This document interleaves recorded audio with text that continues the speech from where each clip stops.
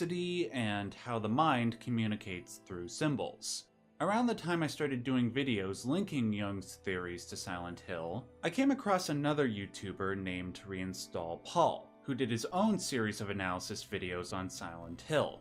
In his videos, he demonstrated how alchemical symbolism could be found in every aspect of Silent Hill 1, and to a lesser extent in Silent Hill 2 and 3.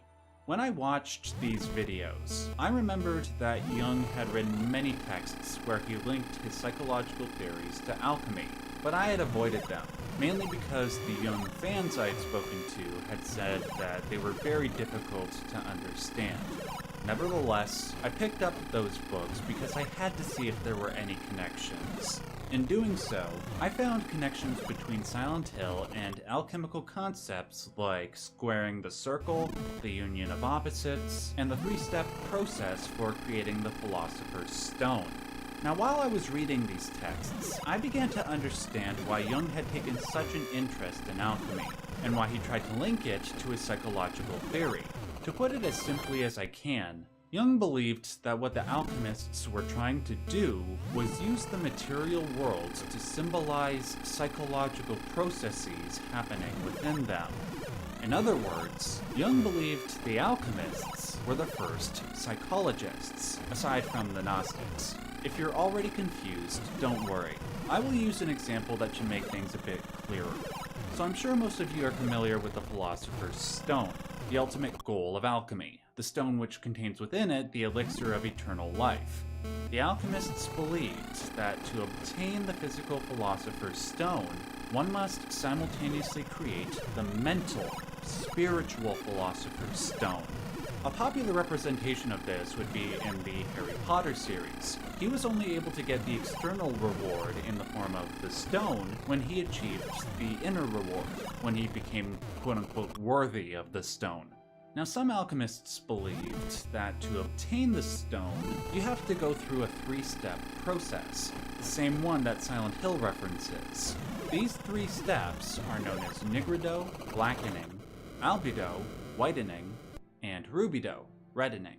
In the nigredo stage, one must obtain what the alchemists called the prima materia, a piece of the void that existed at the beginning of time, from which the universe was made. That's the external part. Now, this external part, Jung believed, corresponds to the unconscious mind, or the internal part. In the second stage of albedo, one must remove all impurities from that chaotic piece of void, or in other words, change the black into white. Psychologically speaking, one performs the albedo stage by bringing unconscious contents into consciousness. Black equals unconscious, white equals conscious. The benefit of doing this, Jung believed, was that the unintegrated parts of our personality would no longer control our behavior. So if you're prone to anger, this is because that anger is an unconscious complex. By bringing that anger into consciousness, you bring that anger under your control. Finally, when all the impurities of the void are removed, the white turns red, rubedo, and then it crystallizes into the Philosopher's Stone. Internally, when you integrate all the things about yourself that are unconscious into consciousness, Jung believed you achieve the best version of yourself. Just as the Philosopher's Stone is the perfect form of matter, the alchemist attains the same perfection within, an inner perfection that the alchemists symbolized with their idea of the Philosopher's Stone. This is just one of many examples of the alchemists using the material world, in this case of stone, to symbolize something within, according to Jung. Now I will address a couple of questions that I can already hear creeping up. First of all, some of you might be asking, wait, isn't alchemy about making potions and stuff? Originally, yes, but over time, it became less of a chemical process and more of a philosophy. See, from the Enlightenment era onward, alchemy's credibility as a science was completely obliterated. We know that putting the purest forms of the four classical elements into an alembic isn't going to produce the Philosopher's Stone, obviously. So aside from the occasional hermetic cult, alchemy became a lost art. It wasn't until Jung came along and linked his psychological theory to alchemical symbolism that interest started to pick up again over the 20th century. He saw it for its potential spiritual and psychological value. The three-step process for making the stone, like I said before, was no longer understood as a valid scientific process, but a symbol of psychological and spiritual development. To achieve albedo, for example, is just another way of saying that you are achieving higher forms of consciousness, with rubido being the hypothetical endpoint. Another question might be, well, why does alchemy symbolize psychological processes and no other spiritual tradition or religion? Even if we accept that Jung's theory of the unconscious is real, couldn't the same be said about all other religious symbols and that they too were attempts at symbolizing psychic processes? Actually, yes, but not entirely. It is true that Jung believed all religious symbols were attempts at symbolizing the unconscious. However, Jung gave greater credence to alchemy because he felt that its attempts at symbolizing unconscious processes were less contaminated. So for example, not all, but some of the European alchemists were prone to Christian bias. They would link the symbol of the philosopher's stone to Jesus Christ, and the elixir of life within the stone to the bloody water that poured from Jesus' side when he was pierced with a lance on the cross. When associations like these are made, there is a chance that they can obscure the true meaning of an unconsciously produced symbol, one like the philosopher's stone. To quote one of Jung's most famous collaborators, Marie-Louise von Franz, one could say that in alchemy, projections were made most naively and unprogrammatically, and completely uncorrected. That said, it doesn't make religious symbols bad or irrelevant, not at all. You can, as Jung did, cross-reference alchemical symbols with other religious symbols and determine the common patterns from them. From that, you can determine for yourself whether it points to any underlying psychological reality, and then derive any philosophical or spiritual value that benefits you. That is what the whole point of alchemy is. Anyways, now I'll get into the final question. How can I learn more about alchemy? I concocted a list of books and media to help all of you, regardless of whether you want to become an alchemist or you just want to study it. The first book you absolutely must read is called Alchemy, Science of the Cosmos, Science of the Soul by Titus Burckhardt. This book is basically Alchemy 101. It will tell you all the fundamental alchemical concepts and the ways they can be interpreted. You will learn about stuff like the 4 classical elements, the tria prima of sulfur, quicksilver, and salt, which is likened to body, soul, and spirit, and alchemy's relation to the wider Hermetic tradition. The book is very short, easy, concise, informative, and quintessential for beginners. Although be warned, Titus doesn't write from an objective point of view, but as somebody who expresses some degree of faith in alchemical doctrine.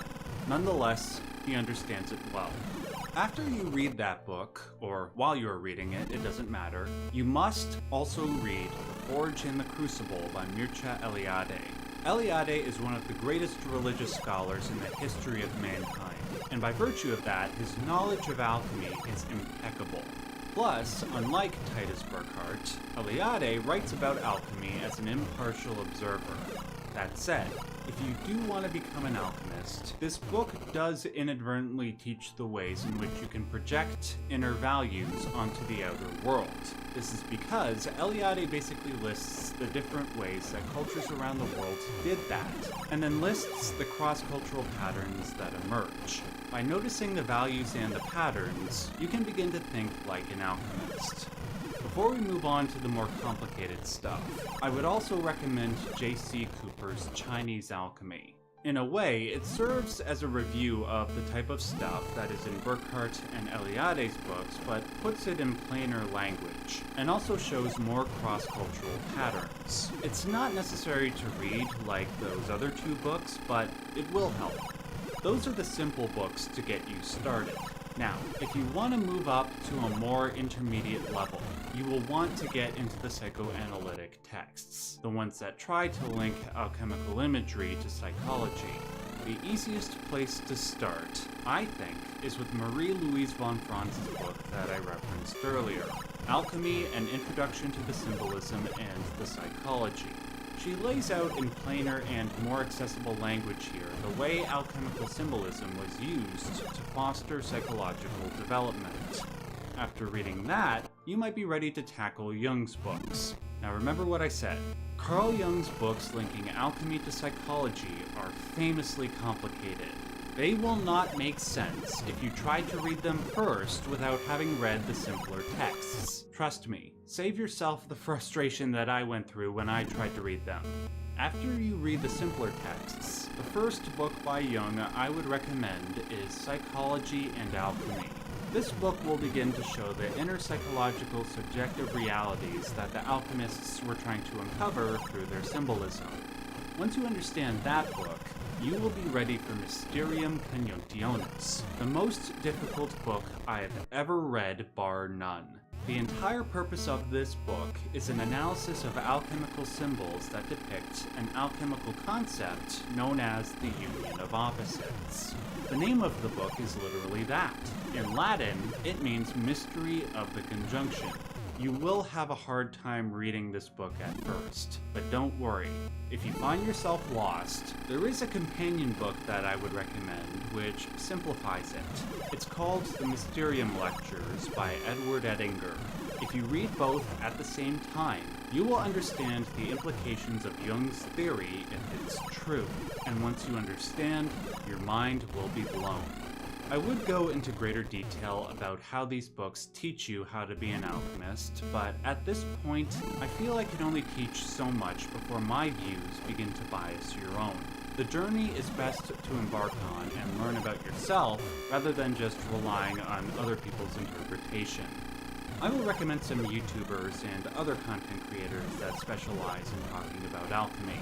Again, there's Reinstall Paul, who I reference frequently in my Silent Hill videos. There's Third Eye Drops, who I actually did a podcast appearance with a few months ago. Finally, if you want to practice applying your alchemical knowledge, here are some pieces of media I would recommend.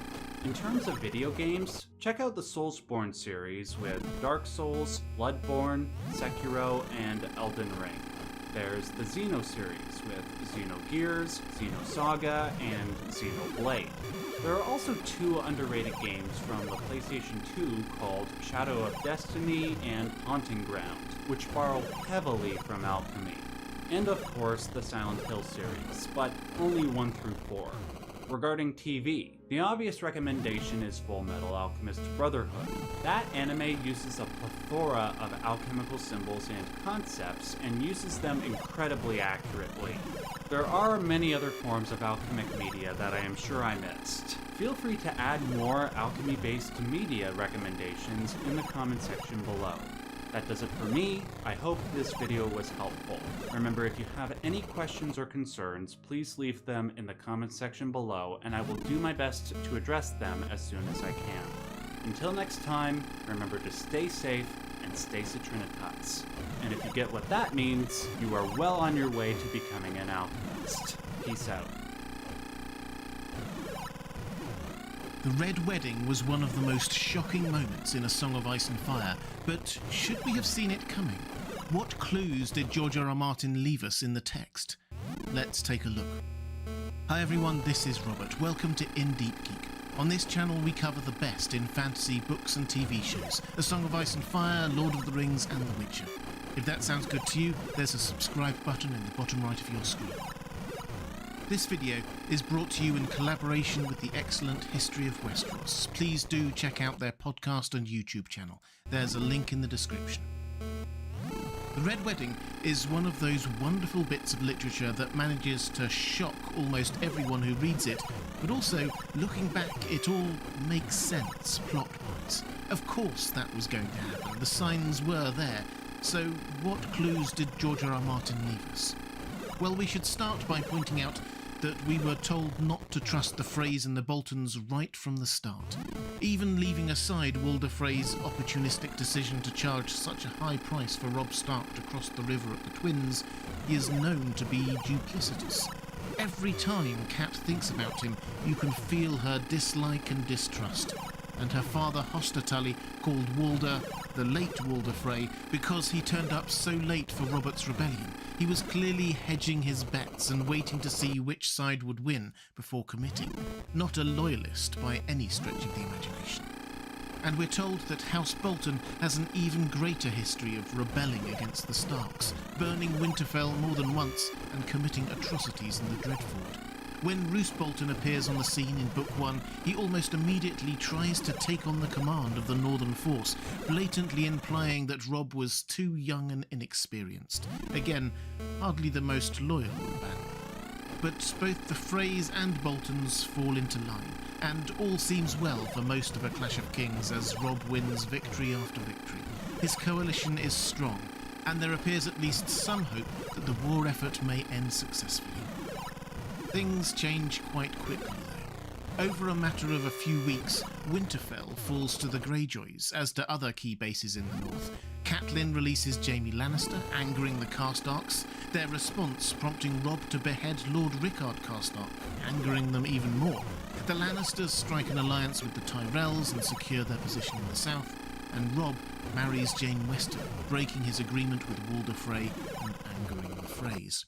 I'll do a proper video on what went so wrong for Robb and why, but the key point here is that suddenly the Freys had a reason to turn on Robb, where they didn't before, as did the Karstarks, and Roose Bolton, the arch-pragmatist, could see the tide of the war turning and had to decide who to back. Oh, and as we didn't mention it earlier, it's worth noting here that Roose and Walder were actually newly formed allies and everyone knew it. On his way south, Roose Bolton had married Walder's granddaughter Walder and was now family, so an insult to the Freys was now technically an insult to the Boltons as well. Which brings me to probably my favourite chapter of foreshadowing in the whole series, Arya 10 in A Clash of Kings. Arya is blissfully unaware of what is really going on for most of the chapter, but we, the reader, can understand a lot more. She listens in on a meeting of Roose's advisors when they strongly counsel him that Robb will probably now lose the war. She hears about Winterfell falling and the reported deaths of Bran and Rickon. Roose's response is quite deadpan, but assures them all that he has no intention of being undone by this. Then he orders the Tallhearts and the Glovers, both Stark loyalists, to attack Duskendale and commit atrocities in Robb's name. Arya doesn't think much of it, but the strategic Roose is doing several things in one action. Guaranteeing the deaths of many Stark loyalists in capturing somewhere tactically unimportant, turning the people against Robb Stark and sending a message to Tywin Lannister. We'll come back to that. It won't be the last time that Roose subtly sacrifices Stark loyalists in his army. If you pay attention to his decisions from this point on, he basically ensures that when he arrives at the Twins for the wedding, it's just him and the forces